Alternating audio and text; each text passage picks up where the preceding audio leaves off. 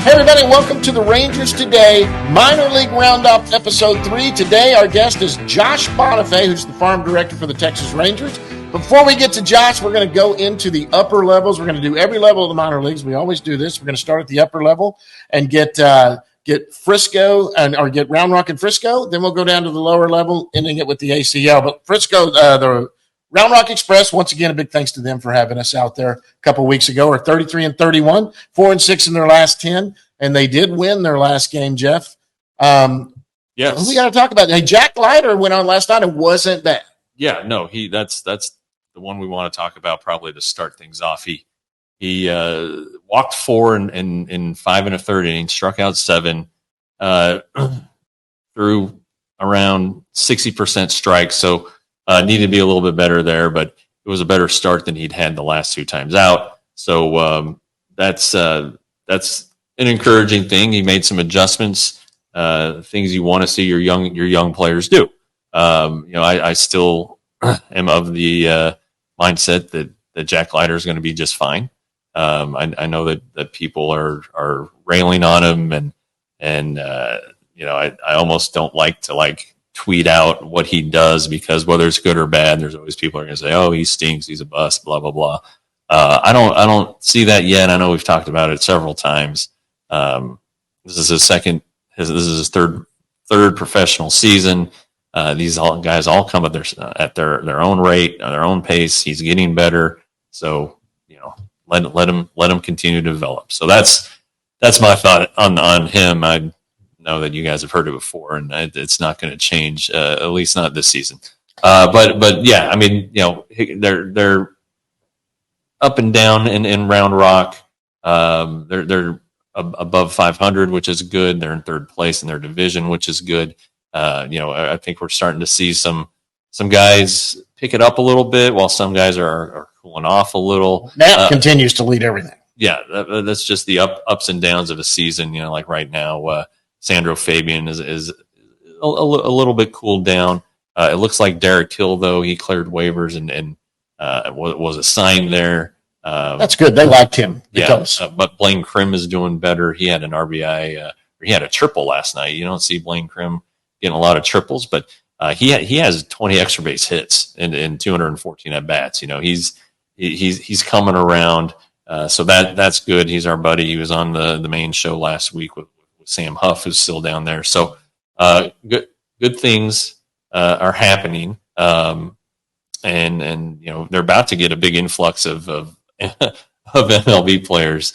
They're about to get sent back down because some health is coming. I mean, look, Wenzel's been one of the better hitters. He's up in the big leagues right now. I'm saying that Max Scherzer is going to rehab there Friday. Oh yeah, Josh Young is coming. Josh Young is going to be down there tonight, taking live batting practice, and Josh Sports is going to be throwing live batting practice, and so they're getting closer to pitching in games on rehab, and also that means they're getting closer to coming back to the Rangers. So they announced it last night. Young did go out to Round Rock, so he's not going to start tonight. He's going to just do some batting practice. And Right. Okay. He's ready. They're about to put him in. He took live batting practice yesterday in Los Angeles, and he's didn't he get hit by a pitch or something? I heard about that.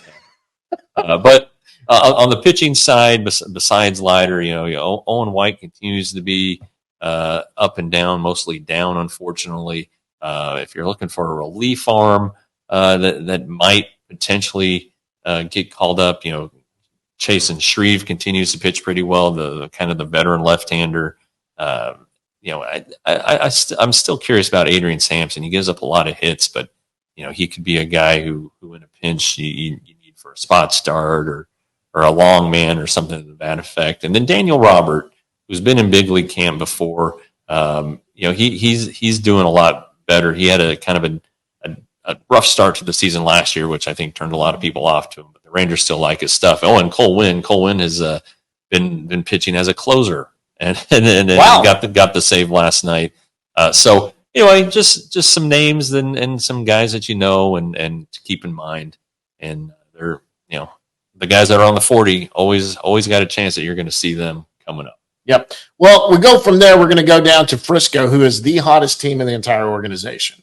Frisco's still 19 games above 500. They're 39-20. Again, 7-3 in their last 10. They hover around 8-2, 7-3, and they've won 3 in a row. I mean, this is just a team that's playing well right now. They're just kind of hitting on all cylinders. What do we need to talk about there? Well, it's we've talked about these names a lot, but Josh Hatcher is getting hot again. I tell you, the guy who's getting hot is Liam Hicks, the catcher who was in big league camp after he had a great fall league. He was the batting champion there.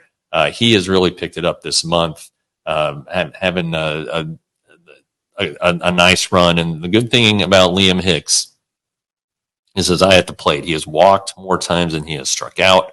32 walks, 24 strikeouts. A guy who's going to make contact, guy who's going to get on base. So the catching, they have a little work to do still. The Rangers think he can be a big league catcher at some point, but he's still just in Double-A. He's got time. Catchers always take a little while longer than the other guys. But you see their bodies go through more than anybody else. Well, and offensively, offense isn't their goal right off the bat. No, they need to learn how to catch, how to receive, how to frame, how to talk to pitchers and navigate a game and work through a lineup. There's a lot that catchers do that is more than just catching and blocking baseballs and throwing to second base. So Max Acosta hit his first home run last night. He's still playing a lot down there. Everybody remembers the excitement around him when he was signed. Had some injuries there, had COVID, hasn't really taken off yet. So again, this is the team, the little team that could. They don't have a ton of big hitting prospects. They're bigger on the pitching side, of course, with Acker and Teodo. Josh Stephen had a nice start the other day. He was on our very first minor league show. Ryan Garcia has been steady, and a friend from the past. So some injury riddled. That's why you're pulling for him. Yeah, but some good things happening at Double-A, especially on the pitching side. Yeah, and then on the hitting side, really the only one you still got our buddy Freeman, who's done well. He leads the team with home runs still with only 6. So there hasn't been a huge power surge, not outage, power surge there. Yeah, Abby has hit some home runs, but his struggle, his average was hovering at around 200. I don't know where it's below 200 now. It's 180. It's a tough one. It's a tough adjustment going from high to Double-A. Biggest adjustment they talk about. And and you have guys at Double-A that can really throw it, and they're still working on some things, but they have velocity, they have stuff. They don't necessarily have the savvy that a AAA pitcher might have, but these guys can go from Double-A to the majors. You just saw it with the White Sox calling up a prospect. You see it with Brian Wu from the Mariners last year, who went from Double-A to the big leagues. And Elvis Andrus did that years ago, and he's now one of their rotation members. So, the bats will come around. It's going to be summertime, so the ball's going to fly a little bit more. It's going to be hot, but you got to be encouraged by what you're seeing from Josh Hatcher and Cody Freeman, and like I said earlier, Liam Hicks. All right, do you want to go to Josh? Let's do it. All right, let's go to Josh Bonifay, guys. He'll be on right after this.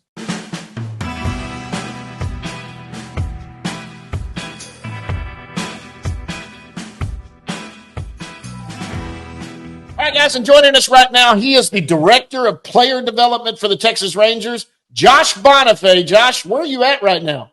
I'm in Huntersville, North Carolina. I'm back home. I'm close to Hickory. I'm about an hour from Hickory.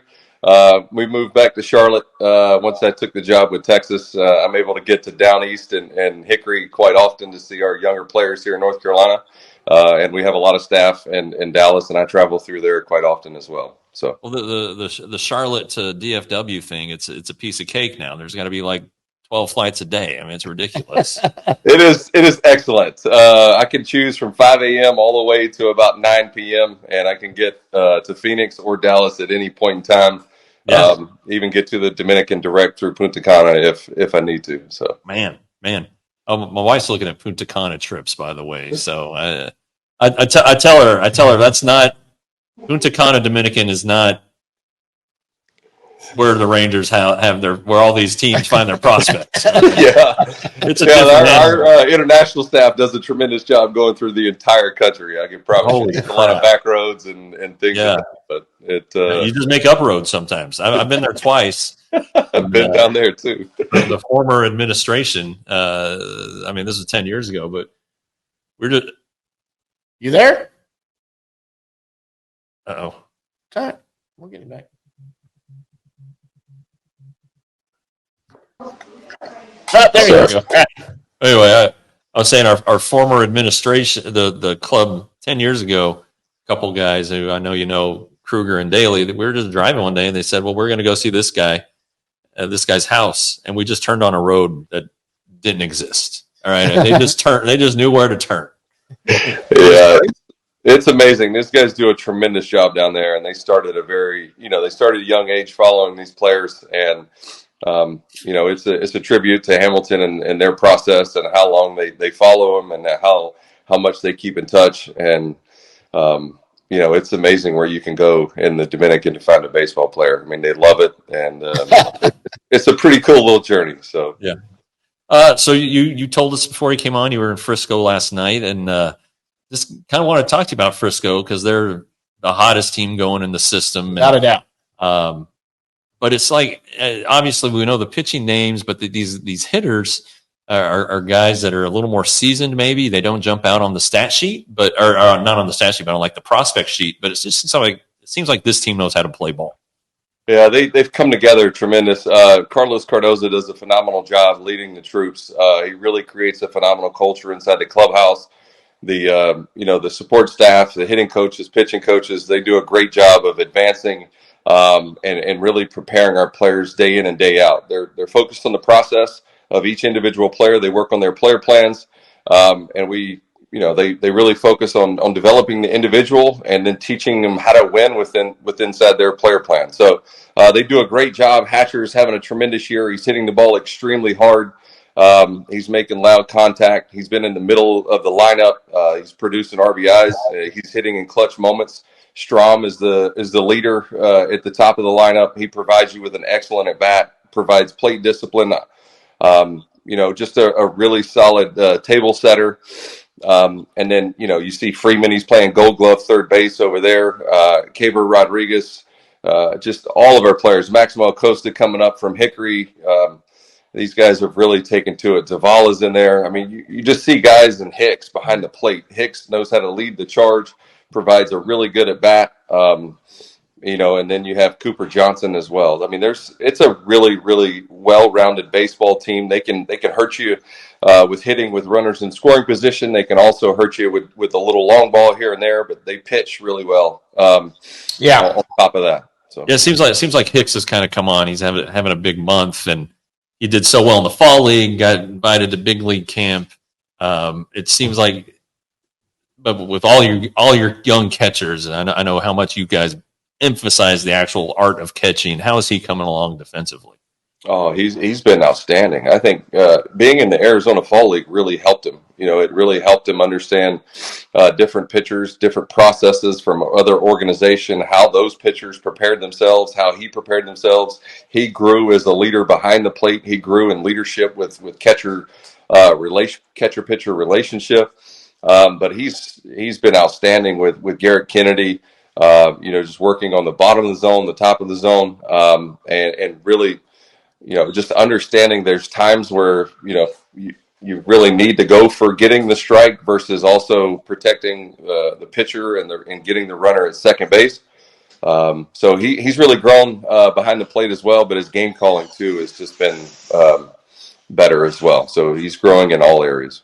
Yeah, I mean there are a couple guys on that team that were in the fall league, and one of them is Abby Ortiz, and he's kind of maybe hasn't gotten off to the start he was hoping to. What are we seeing from Abby? Who, by the way, next time you see him, commend him for trying to speak English to the media. I admire guys who do that so much, and he did it at Media Day. This was a couple months ago, but he sat there and just did his.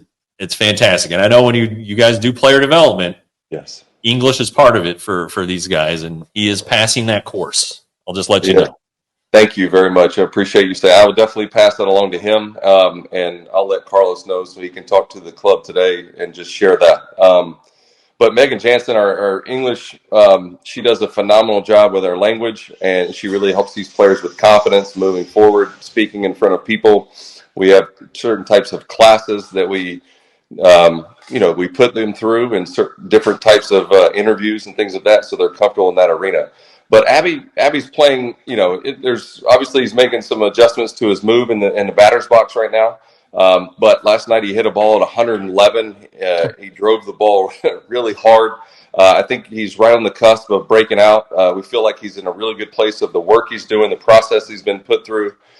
He plays a very good and steady out right field. He's surprisingly moves pretty big or pretty good for a big man. Yeah. He's able to come in, go back, and arm strength is there. And then also at first base, he can really pick it at first base. He saves a lot of errors over there for the left side of the field at times. But he's just really grown as a player from the first year in 2022 when he came over to Down East. He's made a lot of strides, had a huge year last year. Obviously, you want all your players to replicate those or have them and not go through struggles. But he's in a really good place. He's making some strides in the move, and we feel like he's going to break out anytime soon. And then switching to Hickory, it seems like some guys are starting to pick it up, to figure some things out. Yeah. And I know, shoot, you could look at those stat sheets a month ago or a couple of weeks ago as guys hitting under 200, dozens of them, it seemed like. But what are you seeing from Sebastian? Because it seems like he's driving the ball better, still striking out a lot, but he's a young kid.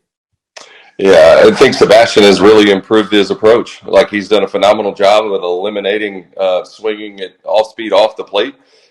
He's really dialed his approach in, and he's a very talented player. So what he needed to do was adjust to the level, and he needed a few weeks to adjust to that level.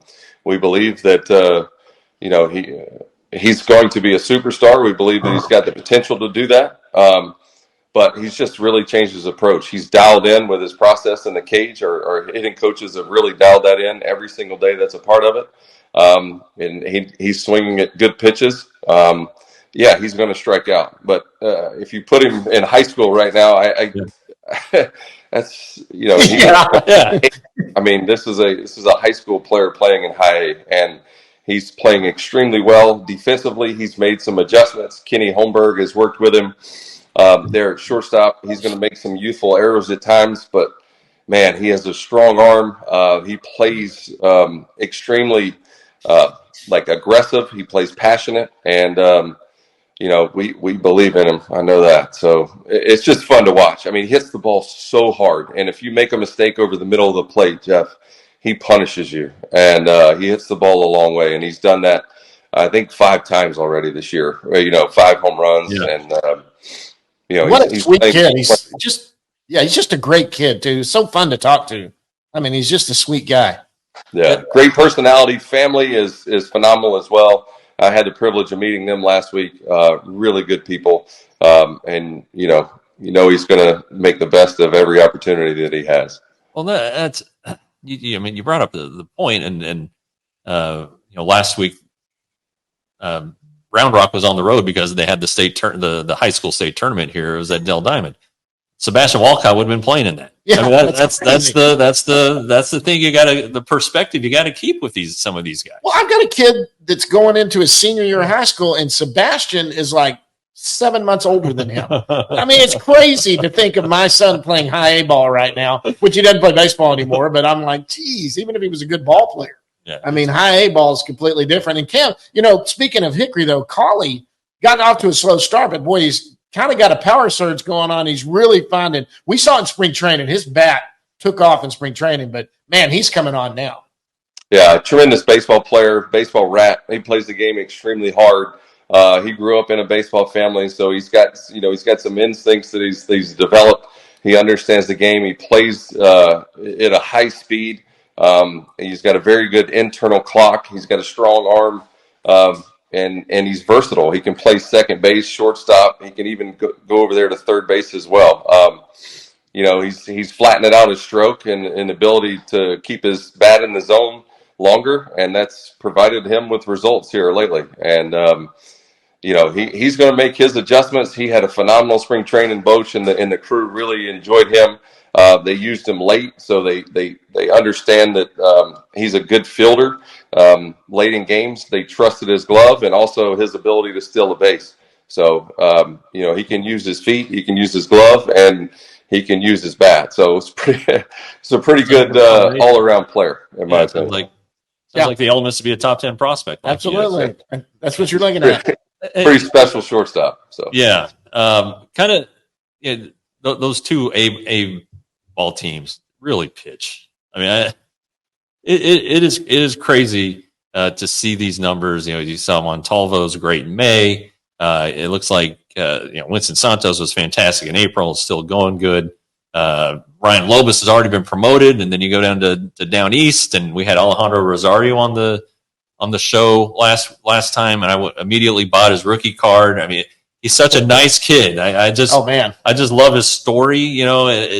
What is working with these pitchers? What's the messaging for these guys at these lower levels? Because it seems like they're all kind of attacking the strike zone, I guess, is maybe where it starts. Yeah, throwing their best stuff as much as they can inside the strike zone, getting ahead, and then finishing hitters, and that's really the way we go about it and the way we teach it. Obviously, there's a lot of things that go into it in terms of like shaping pitches and doing different things with deliveries and making sure that players are staying on the right track. Each one of them have a certain player plan and they're individualized.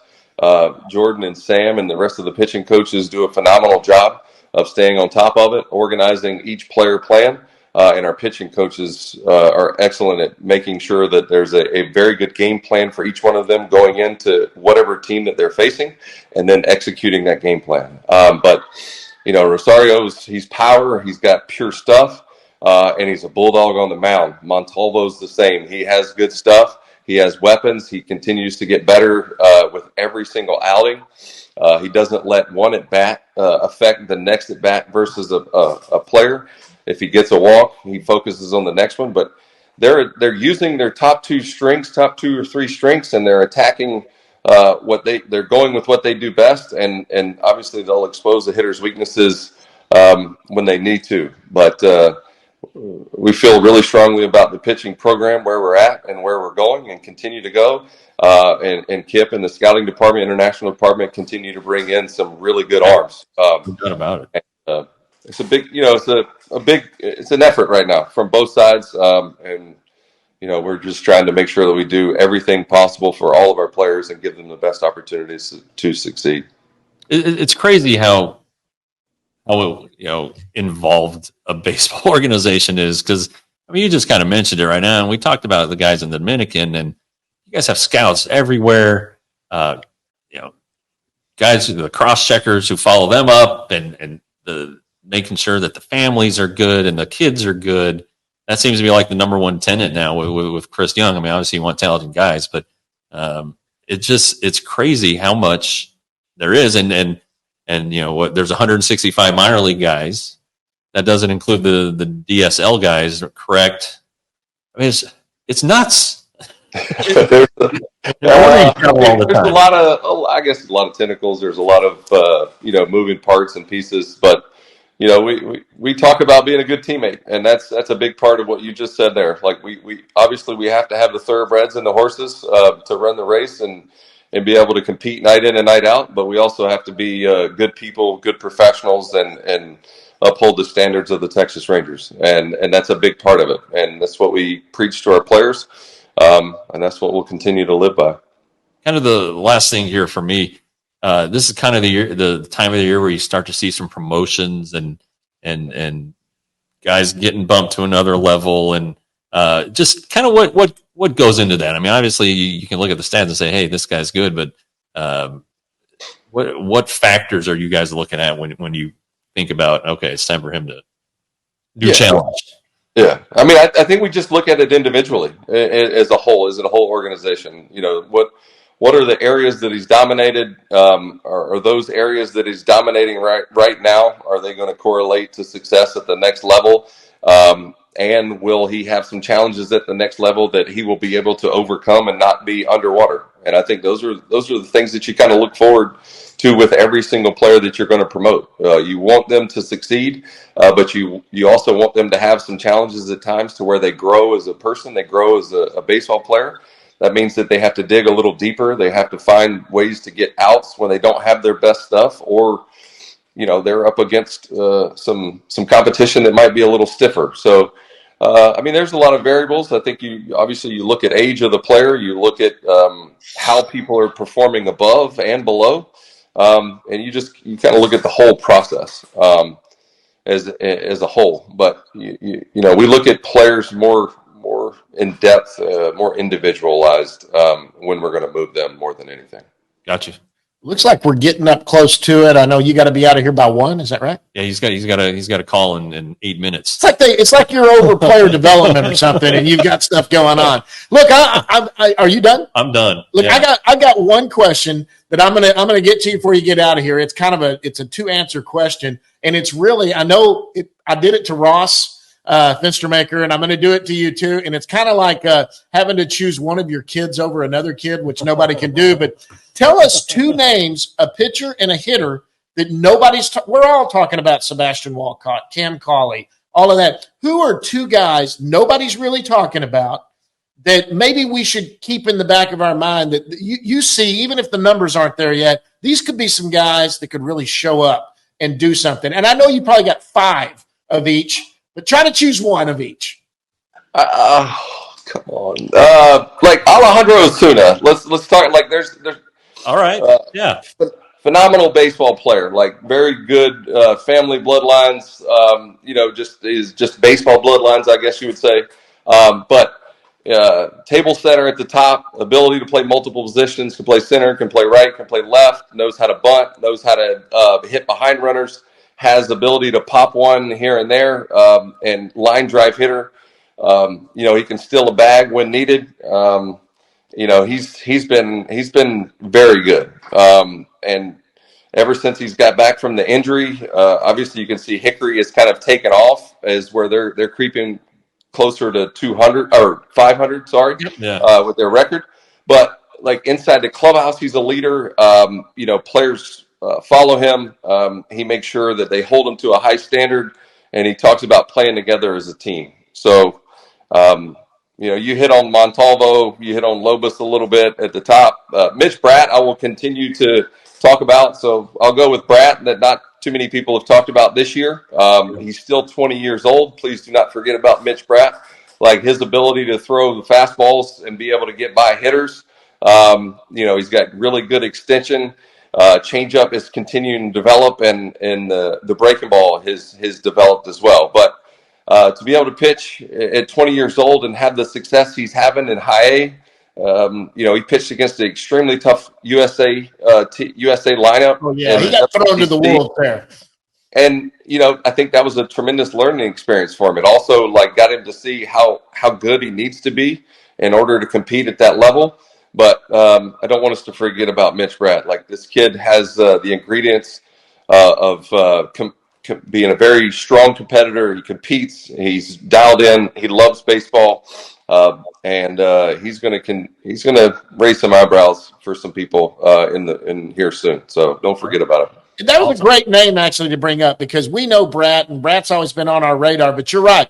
This year, no one's really talked about him. Not because he stunk at all. It's just kind of that he's just kind of at that level where he's just going out and grinding every day, and he hasn't stood out. That's the thing. But we heard that from somebody else, that Bratt don't ignore Jordan. It's their Canadian connection, but I think there's something there. Yeah, he said ignore the numbers, ignore the numbers, because this guy's doing some good things. Yes, all sir. right. Josh, listen, I know you're a busy guy. We got you on here. You gave us your time. You're going to jump on and do some more stuff. Travel all over the place, but we appreciate you taking time to talking to us. Yeah, anytime. Please let me know. I enjoyed this. I enjoyed talking about our players. So please have me back if you want it. Let me know. All right, we'll do it. We're going to do that for sure. We're going to hold you to it. Guys, that's Josh Bonifay. He's the Director of Player Development for the Texas Rangers. Josh, thanks so much, bud. Thank you very much.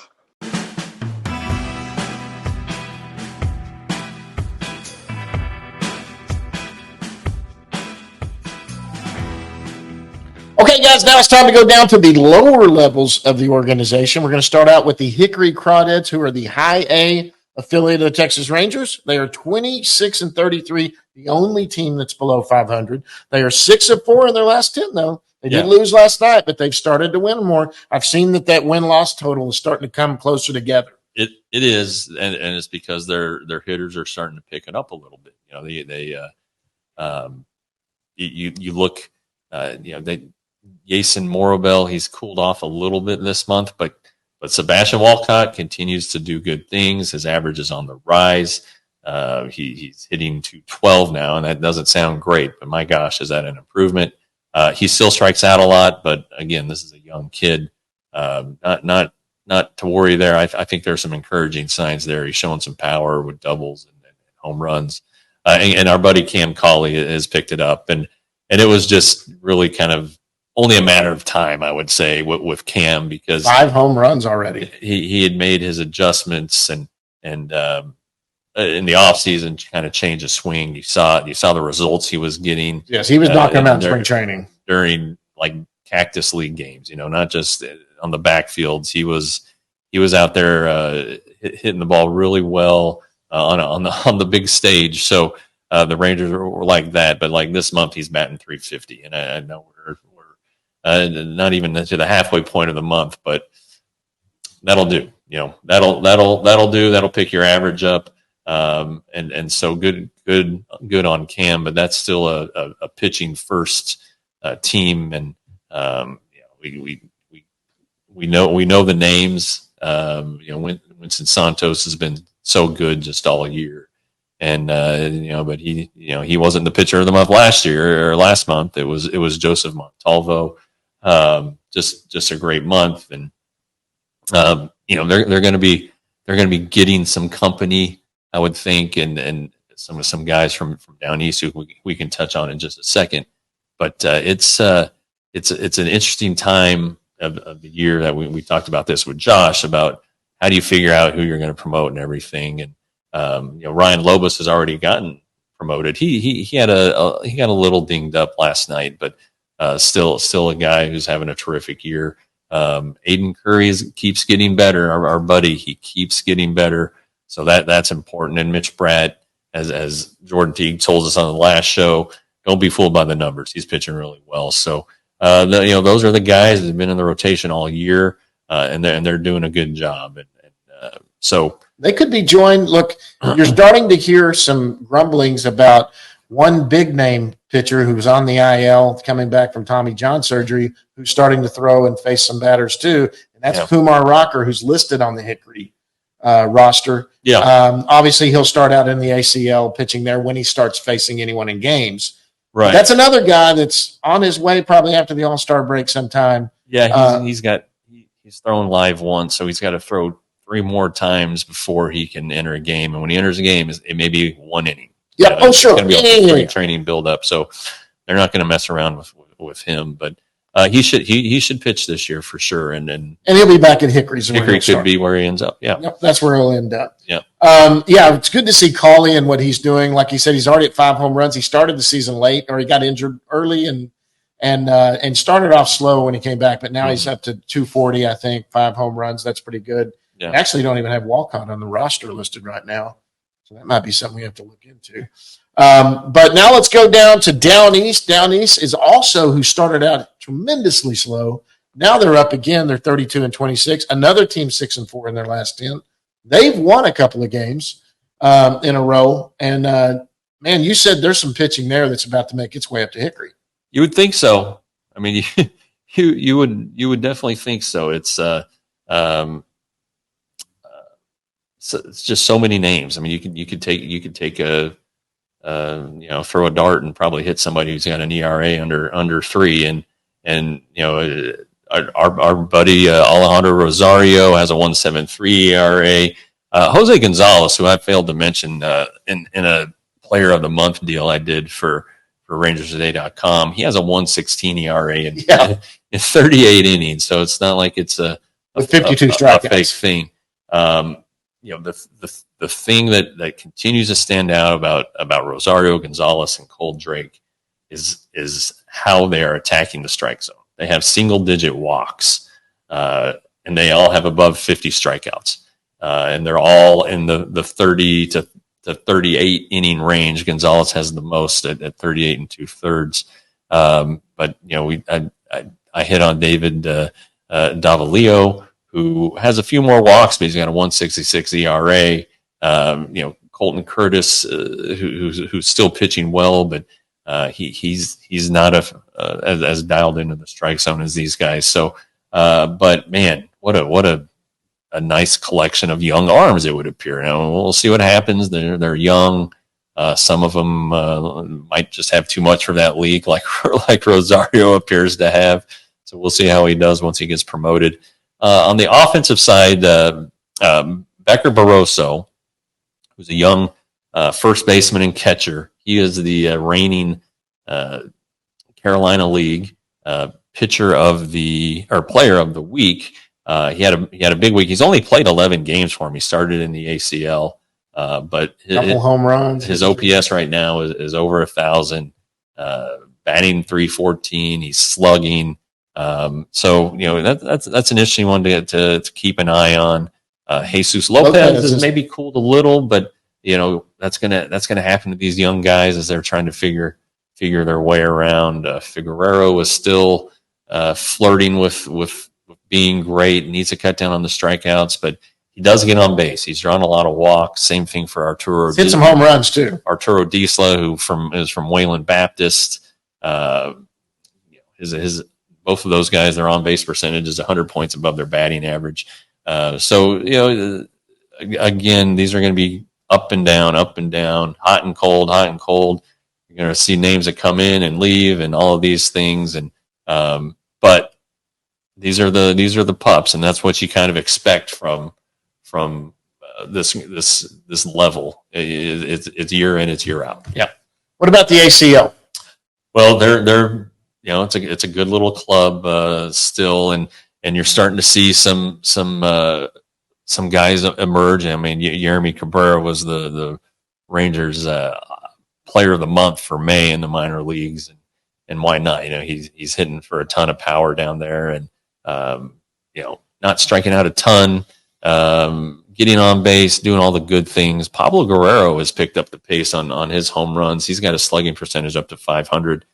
He's got 4 home runs and 6 doubles, so 10 extra base hits in there. Esteban Mejia is another guy, an infielder who has he's played 26 games and he has 14 extra base hits. So Braylon Morel, a guy that we liked last year in the Dominican, he's still getting on base. He's hitting 262, which isn't probably what he wants to be at, and probably won't what he will. It's probably where he will not stay. He will pick up the pace there a little bit, but yeah, Pablo Guerrero, he's got those Hall of Fame bloodlines going through him. So the Rangers signed him, I think, for $100,000. It was a pretty good deal a couple of years ago, and but that's a name that kind of jumped out at me when I did a little quick. Yeah, and he's stateside too, so which is good because he was in the DSL. Speaking of the DSL, they've got 2 teams going there. Anybody that's standing out? Well, they've got a red and a blue. They say that they try to split them up a little bit evenly. It's not an A team and a B team, right? Although it's interesting. The red team has Paulino Santana, Curly Martha, and Yolfran Castillo, who are their top 3 signees last year. Yeah. Of that group, Castillo is faring the best right now. He's batting .429. These guys are young. Their power is going to come. It hasn't come yet. Neither of the 3 has a home run. So they're just getting their season started. They're young. Doesn't Jonathan Hernandez have a brother down there? Jonathan Hernandez does have a brother down there. I believe his name is Christopher. I talked to him about him the other day. And he had a nice first outing. I think it was last week. He pitched like 5 innings, struck out 9, walked 2. He's an 18-year-old. 6 foot 160, so he's kind of slight like his older brother, but that was his debut, his professional debut, and he'll always have that one to remember because that's pretty dominant stuff. And Jonathan was real funny about it because I walked over and he was sitting at his locker, and I said, "Hey, your brother did pretty good," and he goes, "I said, how much older are you than he?" He started. Let's see, I've got one that's young. I started counting about 5 years, 22. And he goes, with 17. I go, what's he, 17? He goes, no, I think he's 18. Yeah, hey. He's a lot older than him. Big families, you gotta do some math sometimes. Yeah, you gotta math. Yeah, it's I really don't know heads or tails from these guys. Obviously, you want to see them develop and do good things, and you want to see the guys that you invested a lot of money in do well. But sometimes the gem comes out of the really good player comes out of the cheap one. Well, you get the $10,000 signees like Teodo, for instance, and you hope that that turns into something nice. And but they signed so many players. It's just ridiculous how many players they have down there. That's why they have two teams. But you do want to keep your eyes on the big investments. So in this case, Paulino and Martha, at least from the last, and Castillo from the last class. Right. All right. Is that it? That's it. That's all we can talk about. I think. All right, guys. Big League Show. If you're getting this in time, the Big League Show is coming out tomorrow. Josh Smith is going to join us from Seattle. He's there on the road, and we know about him. Right now, they're starting third baseman for the Texas Rangers because of the Josh Young injury. But boy, you talk about a guy that stepped up. But that's going to be fun tomorrow. But that is for tomorrow. By the way, we are here at One Rangers Way where we're doing our show today, minor league show. We just did a promo for them, our new partner. Got to give a shout out every time we can. Look at this hat, One Rangers Way. They got some swag for us there. Very nice. This is some very nice stuff here. I mean, this is amazing. You're going to see the commercial on the big show. You'll see what we're talking about. They're in the Spark co-working office right now. That's Choctaw. They're part of the Choctaw offices. Choctaw Stadium now. For everybody who doesn't know what that is, it's the old ballpark.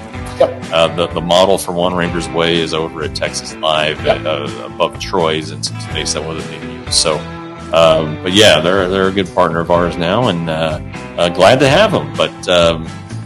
That's it. That's it. You'll hear all about them tomorrow on the Big League Show. Guys, we can't thank you enough. For Jeff Wilson, I'm John Moore. Until next time, or the Big League Show, guys, we'll see you at the yard.